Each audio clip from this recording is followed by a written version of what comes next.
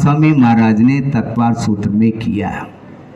उन भावनाओं को प्रसंग बना करके बिंदु दे रहे थे। इस बीच में ही एक ब्रह्मचारी जी ने आचार्य महाराज से कहा कि महाराज, हमें अमुक महाराज से बहुत अच्छा अनुभव मिला है। सुन रहे हैं आप? मैं भी बगल में बैठा था। अब इसके लिए क्या उत्तर देते देखो आप। महाराज, मुझे अमुक महाराज से बहुत अच्छा अनुभव मिला। तो गुरुदेव ये कहते हैं संग की ओर देखते हुए, अपना अनुभव मत बताओ, आगम दिखाओ। बहुत रहस्य है इसमें। अपना अनुभव मत बताओ, आगम दिखाओ। क्योंकि तुम्हारे पास अनुभव है कहाँ, तुम अपना अनुभव बताने के लिए खड़े हो गए। क्योंकि तुम अपने अनुभव के अनुभव बताओगे, शायद संभव है तुम्हारी जो साधना है उससे भी अधिक साधना की क्षमता को लेकर के कोई आया है तो उनकी साधना रुक सकती है। ध्यान रखो, ये आशय उसमें छुपा हुआ था, हमने समझ लिया। क्योंकि मेरे अंदर समझने के लिए, सपोज कह रहा हूँ, मेरे अंदर एकाध भी उपवास करने की मान लो क्षमता नहीं है, तो मैं ये अनुभव बताऊंगा, हाँ आज पंचम काल है, दीर्घ सनन नहीं है, अमुक है तमुक है, और इस प्रकार जो है ये संभव नहीं है, इसलिए इतना ही ठीक है तुम्हारे लिए। इस प्रकार मैं अपने अनुभव को रखूंगा। ये उनको ज्ञात है, इसलिए उन्होंने ये कहा कि अनुभव नहीं, आगम दिखाने का प्रयास करो। आचार्य ने जो आगम सामने रखा है, जो मार्ग प्रशस्त किया है, हमें मार्ग बनाने की आवश्यकता नहीं, हमें मार्ग बनाने की आवश्यकता नहीं, किंतु मार्ग में चलने की आवश्यकता है। आप बार बार अपने मुख से मेरे लिए जो भी विषय रखा है वो अपनी जगह है, किंतु मैं ये कहना चाहता हूँ और आचार्यों का ये कहना है, हमें मार्ग नहीं बनाना, हमें आचार्य संहिता नहीं बनाना, किंतु आचार्य संहिता जो है उपस्थित उसके अनुरूप हमें चलने की आवश्यकता है। हमें किसी की मार्गदर्शन की आवश्यकता नहीं, किंतु मार्गदर्शन देने वाले जो गुरुदेव हैं उनको स्वप्न में भी नहीं भूलना चाहिए। और एक और अंत में छोटा सा प्रसंग आपके सामने रख करके इस प्रसंग को पूर्ण कर लूं। सन 93 की बात है, जैसा महाराज जी ने कहा था कि श्रवण बेलगोला की यात्रा उन्होंने की उस साल। उसी समय अपने मढ़िया जी में जो नंदेश्वर देव की रचना की है, जनालय की रचना, और उसका पंच कल्याणक संपन्न होना था, उस समय चतुर्वेद संघ उपस्थित था और आचार्य महाराज ने उस समय लगभग 25 और आरिकाएँ दीक्षाएँ दी थी। उस समय का प्रसंग है। प्रातः काल में चर्चा चल रही थी और एक सज्जन थे, उन्होंने जिज्ञासा रखी कि महाराज कि मोक्ष मार्ग पर चलने के लिए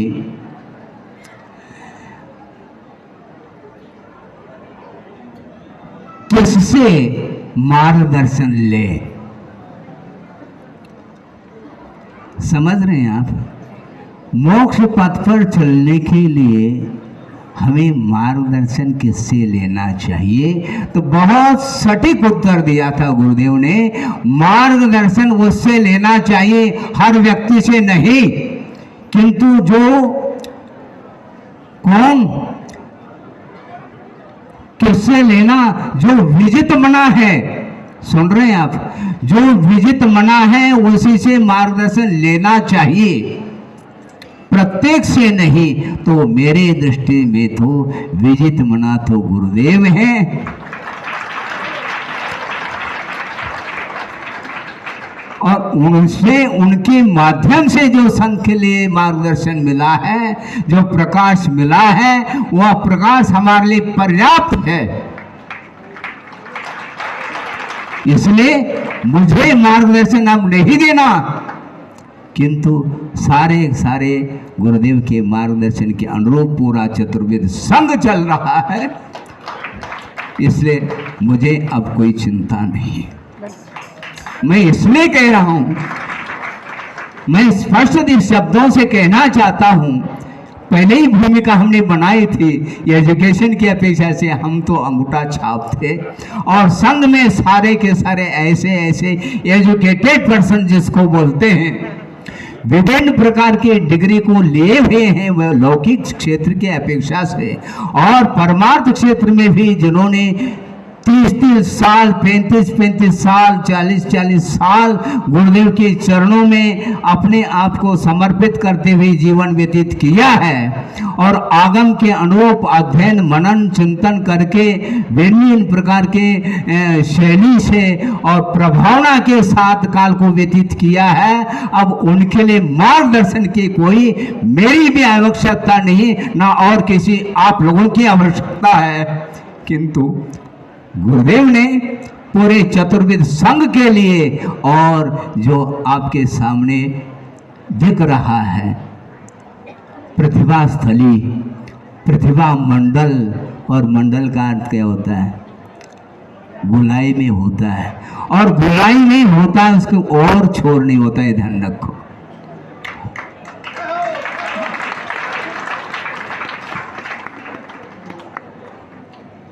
आज इस विषम परिस्थिति में, भौतिक युग में और यंग एज में आजीवन ब्रह्मचर्य व्रत लेकर के ये सारी प्रतिभा मंडल की बहनें एजुकेटेड हैं, विभिन्न प्रकार की डिग्रियों को प्राप्त कर लिया है, और लौकिक शिक्षण ही नहीं, परमार्थ संबंधी भी संस्कार छोटे छोटे बालिकाओं के लिए दे रही हैं, और एक नहीं दो नहीं, अभी वर्तमान में जहां तक मुझे स्मरण है कि 500-600 की संख्या भी पार कर चुकी है, ध्यान रखें।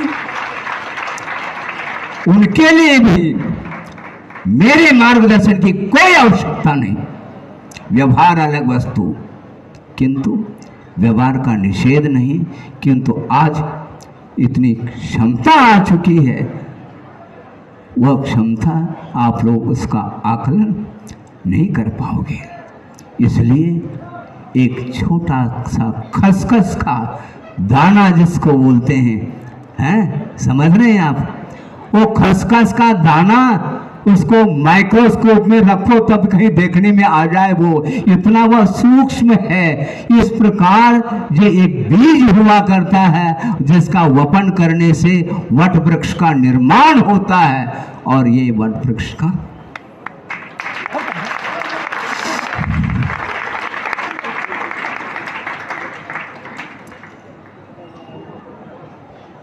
अब बीज का वपन हो जाता है, बीज अंकुरित होता है और पौधा होता है, और पौधा होने के उपरांत एक सघन छायादार वृक्ष का रूप ले लेता है। उसके लिए पानी की कोई आवश्यकता नहीं, ध्यान रखो। उसकी जड़ें इतनी गहराई तक पहुंच गई, अब अकाल भी पड़ जाए उनके लिए पानी की कोई आवश्यकता नहीं।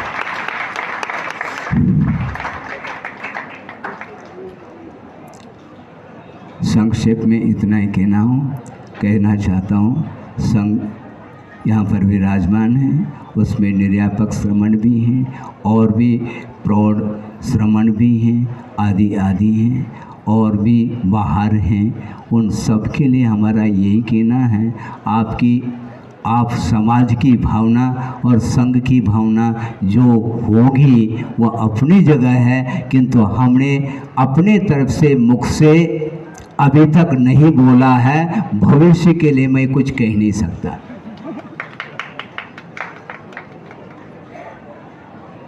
बिल्कुल ये तय है, क्योंकि दो लक्ष्य कुछ अलग है। ये मोक्ष मार्ग है।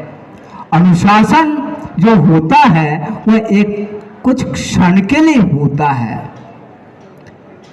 प्रसंग को लेकर के ही अनुशासन का प्रयोग करना पड़ता है। गुरुदेव ने ये कहा था कि दोष लगने के उपरांत प्रायश्चित लेना अलग वस्तु, किंतु दोष न लगे इस प्रकार का प्रयास करना चाहिए। तो इसी प्रकार हम अपने जीवन में जो साधना करने के लिए रत्नत्रय को प्रदान किया है गुरुदेव ने, उसको निरंतर हम मन वचन काय से किसी भी प्रकार से उसमें दोष न लगे, इसका पूरा ध्यान रखते हुए हम चलेंगे तो निश्चित रूप से हमारा जो लक्ष्य है वह पूर्ण होगा। और लक्ष्य और कुछ भी नहीं, क्योंकि गुरुदेव का ये कहना है, वो बार बार वह शब्द मेरे कानों में गूंजते रहते हैं। आपको आश्चर्य लगेगा, आचार्य की इतनी लघुता है, आप अचंभित हो जाएंगे। वो ये है, उन्होंने ये कहा कि वर्तमान में मोक्ष मार्ग का अभाव नहीं, आज भी भावलिंगी संत हैं और आराधना कर रहे हैं आगम के अनुरूप रत्नत्रय की, किंतु वर्तमान में जो मोक्ष मार्ग है वह कैसा है? Only nursery. समझ गए?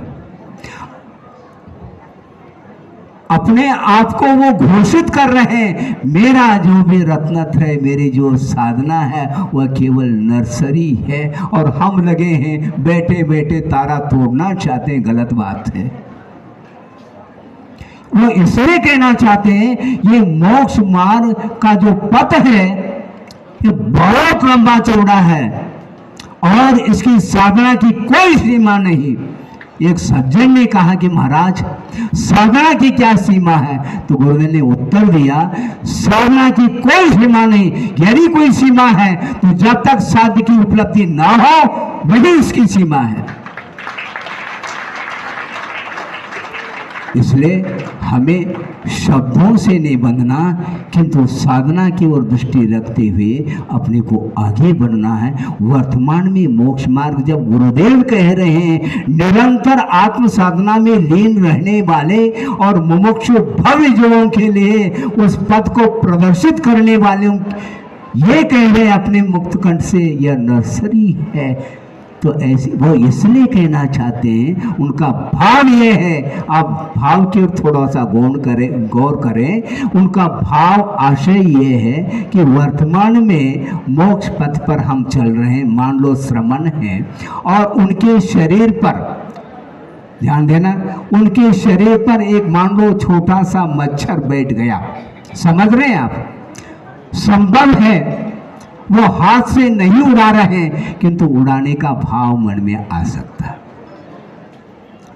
क्या ये ध्वंस नशक परिचय विजय में कमी मानी जाएगी, ऐसा उनका कहना है।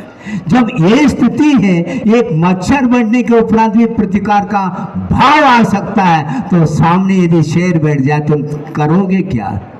इसलिए उनका कहना है कि वर्तमान में यह नर्सरी है, प्रारंभिक साधना है, किंतु ये साधना के माध्यम से आत्म तत्व के ऊपर संस्कार पढ़ते रहे और निरंतर साधना करने से संस्कार घनीभूत हो और कालांतर में जा करके हमारे लिए ये साधना उस उच्च साधना के लिए, शुक्ल ध्यान के लिए सहयोगी बना रहे। इस उद्देश्य को लेकर के चतुर्विध संघ के सामने समय समय पर उन्होंने आगम के माध्यम से उद्बोधन दिया है, संबोधन दिए हैं, संकेत भी दिए हैं, समय समय पर आदेश भी दिए हैं, और उपदेश तो निरंतर देते ही रहते हैं। बल्कि वो विराजमान है, मान लो मौन भी है, तो भी उनके मुख से ही नहीं, सर्वांगीण उन शरीर से उपदेश प्राप्त हो सकता है, होता है। पाठ लेने वाला चाहिए। इतना ही मैं कह करके इस विषय को विराम देता हूँ, और आगे का जो भी विषय आएगा उस समय